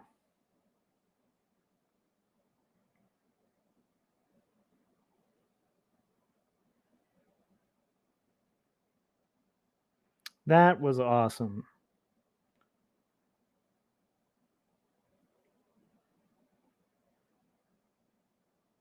Let's see if we can... Okay, so we're taking second, which is kind of unfortunate, but that wasn't too bad, actually. Red was such a bad player, they kind of threw off the whole vibe at the beginning. by doing the no Australia, no win. And so that gave a huge advantage to black. Really well played by black. Black was intermediate, so that's good. So yeah, so that's it. I think that'll do it. We'll have a good night, guys. I will see you guys on the next stream. And I appreciate you guys hanging out and checking this out. Hopefully that Risk game was interesting. I definitely didn't play my all-time best, but I didn't play my worst. All right. Have a good night, guys, and enjoy. Bye.